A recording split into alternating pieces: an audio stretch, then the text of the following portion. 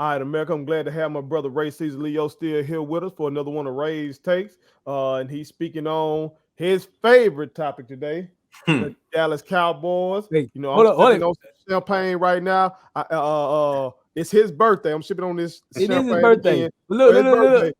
Remember what he said earlier when we What? did the couples night? What's He that? Yeah, said, name three things that's blue: sky, water, and the Cowboys. That's what he that's said. it. That's You, it, you man. knew you knew he was gonna mention them Cowboy, didn't That's it. he? Hey, That's the truth. Caesar, based Yeah. off what you're seeing so far, do you think your Cowboys gonna be popping champagne at the end of the year? I don't know. Now listen, anybody who's seen this show um last football season or just listen to me whenever I talk about the Cowboys, y'all know I'm a realist when it comes to the state of Dallas Cowboys football. I'm not one of those fanatics, crazed fans. That tends to fade a little bit more with every year of my life. So I'm a realist on this.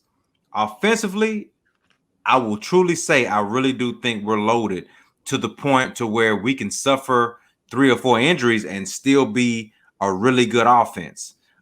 What I've learned in the past 3 to 4 years is that in the NFL, sometimes, man, you just need depth. Right. The reason the Super Bowl was as ridiculous as it was last year is that Patrick Mahomes was running for his life because he didn't have any depth on the offensive line. Right. So that's the part to me that I've been focused on a lot in this docu-series of Hard Knocks. Obviously, Dak is the headline because we haven't really seen him throw. He's still struggling with that in real life. That's not a ploy or a headline to try to get people to watch the show. That's really happening, right? So anytime you talk about your franchise quarterback not being able to throw a deep ball in practice, my immediate reaction is, what are we going to do when it's game time and you have 270 to 300-pound guys breathing down his neck? You can't simulate that. No matter how many times you do it in practice, when you get to a game, it's totally different. I will say this about Hard Knocks, and this is where I think everybody can appreciate the docu-series. If you hate the Cowboys, whatever, you know what I'm saying? I live that life. I get it. If you hate Hard Knocks, what's wrong with you? um, it's such an amazing docu-series from the way that it's shot, from the way that it's narrated. Man, if you don't even understand the intricacies of that, just listen at how they can capture what I call intimate moments where Dak Prescott is normally PC when he's with the media or he's doing these different shows. And look at how raw he is on the sideline, right? When he's wanting to take extra reps, but they're holding him back because he's the franchise. And he's like, man, I've been sitting out for, as he likes to put it, 5 effing weeks, 5 effing months. Why can't I not get out here and get my reps in? I've been waiting on this, for a year now. Yeah. That's the passion you see. And I think sometimes as fans, we think a guy like Dak Prescott is so reserved and so laid back, and it frustrates us. We want our guy to be passionate. No, he is passionate. He wants to be out there practicing, getting better. He's super competitive. That's the amazing part of the HBO docuseries Hard Knocks. It takes you inside the locker room. It takes you inside the mind of Jerry Jones. You see this man crying when he's talking about the importance of him winning one more Super Bowl. I don't like Jerry Jones. People know that. If you watch the show, you know how I feel about Jerry Jones. But I've never denied his passion to want to win. You get a chance to see that these guys in their most intimate moment of growing in the game of football. I just think that's special. I love to hear what y'all think about the docu-series, but I just think that that's the best part about the show is that you get to capture these guys outside of Sunday where we're just used to seeing them. I say this much: the one I did get to really follow was the Rams. Yeah. While back, I think Gurley was Mm-hmm. still there then. Um, and it just does really just put you right into what's really going on, and guys grinding to get to that final roster. Mm-hmm. And but I had another thought, and I've always thought about this, but I guess we're at a good point now where I could talk about it. Yeah. I just wonder what the NBA is at with this. Like, I've always wondered what it looks like in the NBA that grind, or I know the teams a lot of times are pretty much set.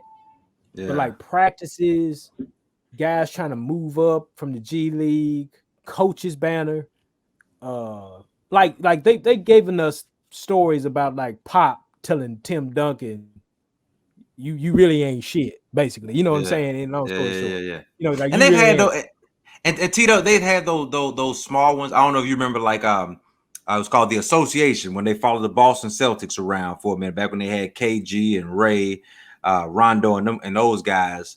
But I agree. Like that docu-series template of taking people inside, like it's the ultimate marketing scheme. You know what I mean? In this case, it happens to be like one of the top recognized teams in all of sports. So it's easy to get folks to watch. But man, with the NFL, you can literally put the Cleveland Browns, take out Dallas Cowboys on that banner and put in Cleveland Browns, and everybody on this panel is going to watch. That's who I because you understand how intimate those moments are, where we are normally restricted access. You can see everything that goes on in a franchise. I think that's dope. Yeah. Well, I would say, man, my best one was the Ravens.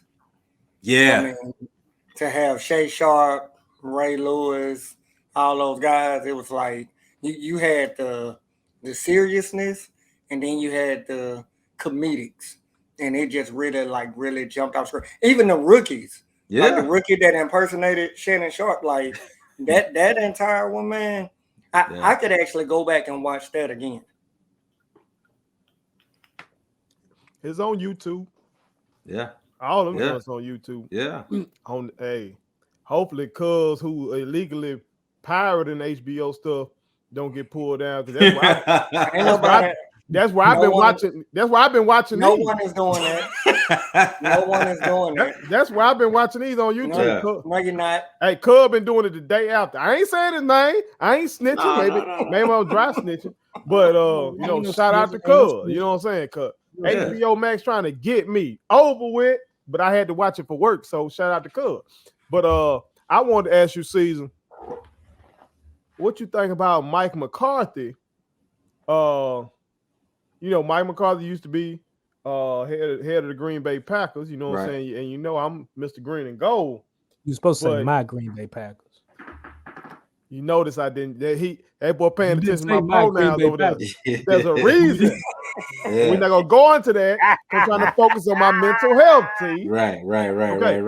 But one of our competitors over there, Skip Bayless, and Shannon, what am I talking about? Both of them been really lighting into Mike McCarthy for his speeches and stuff like that. And personally, I wasn't too much tripping over that. Like, it's going forward, once the season started with the play calling, decision making, I probably would say y'all gonna have to outplay him. Yeah. But in terms of just what I saw in the locker room on Hard Knocks, I wasn't tripping on that. But they've been ripping them. Matter of fact, that's what led to the whole Jenny Taft, Skip Bayless viral moment. Was coming off a segment ripping Mike McCarthy. So what have you thought about Mike McCarthy so far? Yeah, I don't know. On the show specifically. Yeah, on the show specifically, man, honestly, it hasn't bothered me at all.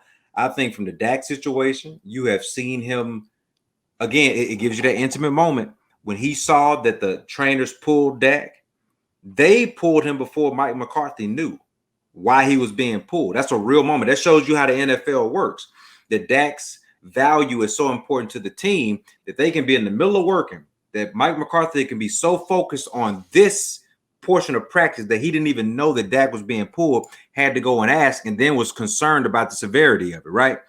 As far as his speeches go during the half times and the game times of, the part that they're showing, that means nothing to me. That's just the way that he tends to want to motivate guys in that moment. I'm sure Shannon, who has played in the NFL for a long time, won championships, been the best tight end in the game, has had a position coach, a coordinator, or a head coach that use foul language. Now, he might not be pleasant with it, but at the end of the day, that's nothing new to him. So for him to sit there in that chair and act like, it ain't the language that he's taken aback by. He think he just dry. Well, like, both of them think he's just, and I'm like, what? I was just, when I was doing my research on Chuck Noll. Yeah. Mean Joe Green was like, Chuck, no, wasn't finna come in there and do no fire and brimstone. Yeah, man, it's one of those things where it's just like I don't really know what they want. Yeah, a coach's personality, it is who they is. You know, it is who they are, and so you know, you may have a Chuck Noll, you may have a Jimmy Johnson who's very fiery. That Jimmy Johnson, yeah. Right, you may have a Barry Switzer who's very, very laid back. You may have a Tom Landry who is very docile in moments, but then when he needs to be authoritative, he's still not gonna go out of his way to use cursing words or anything, but he's very much demanding. You may have a Bill Cowher who has a scowl and doesn't have to say much. You have a Mike Tomlin who's very motivative but direct. So what was y'all boy like? Joe and T, y'all boy Walsh. I know I've heard about his being a strategist. I ain't heard about he was just a strategist. He was just butter. He just I think you just believe in his plan. That's the thing I took from Bill Walsh. Like Bill Walsh was not gonna have you out there looking foolish in them streets. That would be if I was a Cowboy fan, that's what I would be looking for Mike McCarthy. I'm gonna tell you what as far as Mike McCarthy, I don't think you're gonna get it. I don't know why they was tripping as far as Skip and Shannon. But what I will say is when I'm listening to him, he's not believable. He's not believable. Even when he does drop a curse word or something, it's not believable. So I don't know if, you know, they had Jason Garrett who was Coach Clapp. It seemed like maybe Mike McCarthy is like, I got to give a little more because I can't be as reserved because they're just going to say I'm another Jason Garrett. But to me, it's not believable to me. Yeah, and honestly, man, I don't really care about all that. You know what I mean? Like, for me, I don't need Mike McCarthy to be the ultimate motivator.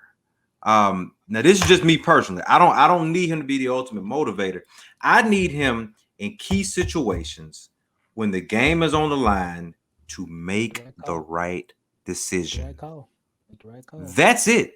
Man, getting guys hyped up for a game, I've never really been big on that for professionals. If it takes a grown man to motivate you to not get, excuse my language, get your ass bust by another guy that is literally competing against you, if you need that, that's a problem. That's a real problem. Hey, and he had some blunders for y'all last year too. Yeah, in terms of making the right decision. Y'all went crazy for exactly. I don't need Mike McCarthy to get Tyron Smith or Zach Martin to get hype about blocking Aaron Donald. Man, if that doesn't motivate you just as a man to look across and say, I'm not gonna let this guy whoop me all game, you don't need. If Mike McCarthy is your saving grace, then you've already been defeated. I need Mike McCarthy to make a decision on 3rd and 3 whether we should go run because you believe your offensive line can get it done, or I'm going to give it to Dak and make a smart decision to say he can make the right read. That's why I'm paying him. All right, let me pull your coat on that then. Yeah. Now, I know in Green Bay, from what I used to read and stuff when he was up there. Called the plays. They say Mike McCarthy was my play caller. No matter what JoJo talk about up there. It seemed like Aaron didn't like some of the play calls a lot, but we did win a Super Bowl. And back then when we won the Super Bowl, you know, folks were talking about he one of the best play callers. Now y'all got that young coordinator calling y'all plays, right? Yeah. Kellen Moore, former quarterback for the Cowboys. Kellen Moore, yeah. Now, has Mike given this man like full autonomy or what over there? Is it kind of like I don't think if you're in Kansas City, you know, what's the black coach in Kansas City? Bieniemy. So is it an Andy Reid Bieniemy type of situation? And that was the exact analogy I was gonna use. If you're Mike McCarthy, I don't think you can ever fully 100% hand the reins over. Now, Jerry Jones is very adamant about Kellen Moore being the offensive coordinator and the chief play caller. And McCarthy said all the right things, but what are you by nature? Well, McCarthy's a play caller by nature. Like by nature, he's not a defensive guy. He's an offensive guy. So when things get tight, he's going to revert back to what his specialty is. That's play calling.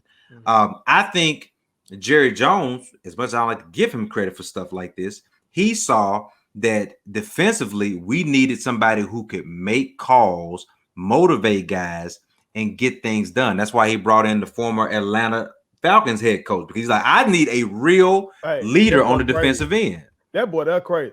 Oh, he's Y'all need to nuts. stop talking about me cursing. Oh, he's nuts. This cowboy coaching staff make me Every look like other word is the F like a bomb. choir boy. You Yeah. understand? You're a saint. You're a saint. Yeah, no Next to these doubt. boys, Dan Quinn. Dan Quinn's the everything- real deal. The British guy. Yeah, Everything out here. defensive line coach. Like all them boys. Hey, that mentioning that. That's my Yeah. favorite story from this junk. It's Yeah. y'all defensive lineman. Yeah, that's cool. That's cool. Who mama brought him over here from Africa, man. Yeah, You know yeah. what I'm Played in NFL Europe for a bit. That's a cool story. Bruh. Again, it's the best part. It's the best part of Hard Knocks because yes, they're gonna focus on Dak. They're gonna focus on Zeke. They'll focus on CD Lamb. But you see the defensive line coach. You show their hard work is still available and it's still rewarded, right?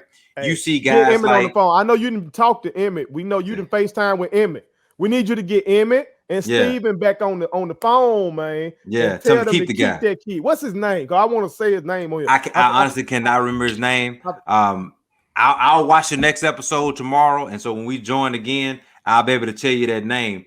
But again, that's one of the cool things about Hard Knocks, man. Between him, the young man from the Ivory Coast of Africa, to be able to say he's 230 pounds trying to make a team at defensive end, which we know like that's crazy. That's probably impossible. But those are the stories. Hey, those are my favorite stories. Last episode, did you see how in real time they show behind the scenes the folks on the coaching staff on the sideline? You got the folks up in the box. They saying, "Oh, we need a strip sack. We need a strip sack." And that boy went and got a strip sack. Now, you know what I'm saying? They didn't count it because somebody was false start. Yeah, it was like a false start or holding call or something like that. Yeah. But it looked like it was his guy that false started, and he still got the doggone strip sack. You know what I'm saying? Yeah. You know, I know it didn't count, but if I'm on the coaching staff, I see that on tape. I gotta document that, man. You have to put it down. Because these are 230, 235 pounds, man. And these Russia. These are the things that, like, as the casual fan, or what I like to say, that overreacting fan, you're like, oh man, this guy isn't working hard enough, or they're not doing their due diligence on drafting.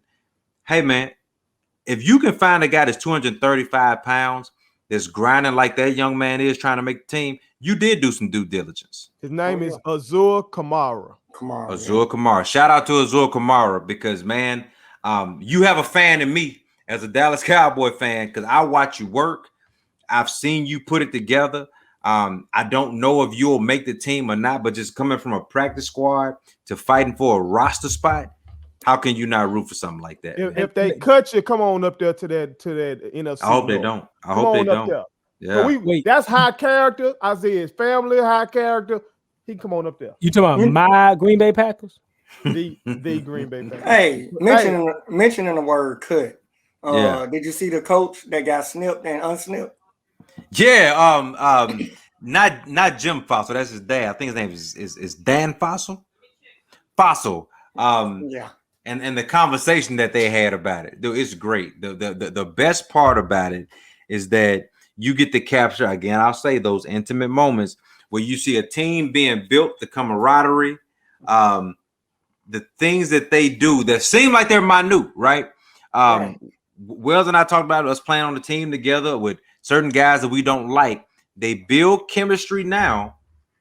Chemistry, attitude, the way that you come together helps you win championships. If you look back on championships team, they may not be the best of friends, but they build something early. They set a tone early, and that's what drives them throughout the season. I don't know what that looks like for the Cowboys, but we'll see. Last question for you. Yeah. Because I know this is somebody that you really dedicated a lot of your takes last year for your How About Them Cowboys segments. Yeah. To this guy, because y'all paid this guy a lot of money. Yeah. Tank Lawrence. Yeah. They gave us a behind the scenes on him and revealed a side of him that I didn't know in terms of his leadership on y'all team. You know what I'm saying? I know he was that vocal with y'all team and all that kind of stuff. I know y'all gave him that guap. Mm-hmm. And I know you and a lot of other Cowboys fans were pissed off about the lack of performance after he got that bag. Yes. What do you see going forward from Tank based on just seeing him as the family man and stuff that I know you can relate to? Yeah. No, listen, the stuff that we saw on Hard Knocks, everybody on this panel knows it. I can respect that. I love that. I love the fact that this man has his family out there with him, because that's his piece. That's the best part about it. I like the fact that Tank Lawrence is looked at as a leader. He's showing guys little nuances of how you can beat an offensive lineman, what this technique does when you're in this set. I love that stuff, but you ain't got to pay him that much money to do that. I knew that. I knew he had a butt. It ain't costing that much. They pay assistant coaches for that, man. They pay position coaches for that. I was watching the Cardinals play somebody yesterday. Or maybe even I watched it this morning on the replay. The Chiefs, thank you. And they interviewed JJ Watt. JJ Watt said, and you'll see where I'm going after I finish my point. JJ Watt said he was looking at film of himself from 2016. And he said that's the last piece of film that he saw where he truly looks like himself. Now, to the people on this panel, what's wrong with that? Nothing. That's 5 years ago, man. Hey, man, Tank Lawrence telling me that he's ready to get back to his old self, that's not happening. Guys in the NFL don't get better by saying, I'm going to be like I was in 2018, 2019. The older you get in the NFL, especially at that position, you either have to be so good at your craft that losing a step or two or three, you can overcome it by being smart. Tank Lawrence's greatest strength was his get off and his brute force. If you don't have a skill set behind that, you're not going to beat Tank Lawrence from 2-3 years ago. Think he's a phenomenal leader. Think he's a great family man. I like that. I respect that and always will. But for me to come on this show and say that Tank Lawrence is going to be the Tank Lawrence that was Tank Lawrence before he got paid that money, that would be ridiculous. But Tank Lawrence needs to focus on is being healthy and being a contributor to the team, being a third down threat and being solid in the run game. He is an above average run game defensive end, but you don't pay above average run game defensive ends that kind of money. That kind of money gets after the quarterback. You don't do that anymore. What you need to do is get healthy, first of all. Is get healthy. Let's get healthy first. Yeah, you did. Let that boy talk his talk. Let's get healthy first because he hasn't played a snap in quite a while. And I'm talking about last year too. Those were not meaningful snaps. He was just out there. Play snaps. Play meaningful snaps. Let's do that first. And then what I like for you to do is groom the younger guys to show them those very nuances that we're seeing on third down. Get after it. Winning time. Get after it. All the other stuff is just talk. It's a great story. Got him hot, Wells. I got him hot. I know you were gonna get this out, but I like the pass. Oh, they hot. But you have to be real about it. I respect them featuring. I respect Jalen Smith for being a Walter Payton Man of the Year award nominee. Right? I think that's awesome. We know what that stands for. But they drafted Micah Parsons in the first round. So that means you were trash at your job last year. They don't draft first round guys if you're already real at your position. So they're not gonna get better by the year. So I shouldn't draft Zeke again this year. So you don't. He in the best shape of his life and all this crap. You don't see him getting better then, right? Here's what I'll say. Here's what I'll say about Zeke. I would take Zeke simply because I think last year's Zeke was a product of what was around him. A running back in the NFL today still has to have a good offensive line. And he was literally working with one starter on the offensive line. And if he can get his quarterback back and his offensive line remains healthy, whether he has lost that much weight and been in the best shape of his life or not, he's still going to have better production. Hey, Joe up there holding his chin like, if he slide to the third round, I got him. He definitely gonna have to slide though. He's just gonna have to slide. He ain't gonna take him 1 or 2, but if he in that third and he like first pick of the third, he gonna take it. Yeah, but y'all know me. I'm not really high on today's running backs like that anyway, because I'm just of the mindset once you have so many miles on you, it's not so much the age, just the mileage. Once you put so many miles on a running back, you can't expect them to keep up that type of production. Well, America, y'all tell us what y'all think, you know what I'm saying, about Hard Knocks first. You know what I'm saying? Do you think it's the greatest sports docu-series? You know what I'm saying? How does it compare to the 30 for 30s and all that kind of stuff? You know what I'm talking about? The other behind-the-scenes joints. If you are of a certain age, you might go back and compare it to what they used to do with boxing. You know what I'm saying? leading up to a fight. What they used to call that? They used to call it 24/7 on HBO, right? Yeah. 24/7. Yeah. There it is. Yeah. Maybe you even go now. You really gonna date yourself. Go back to Inside Stuff. Hey, okay. You know about Okay. NBA Inside Stuff. Yeah, I like You know that. what I'm saying? I like that.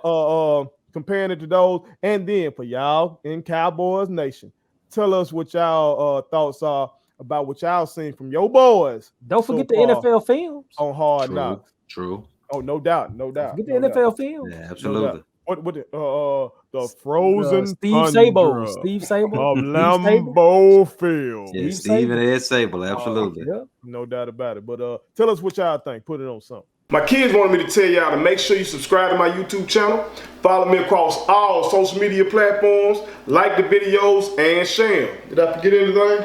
And turn on the post notifications. Y'all heard them. And also, visit StatementTees.LLC.com and shop with us. That's Statement Tees. Every t-shirt you wear makes a statement.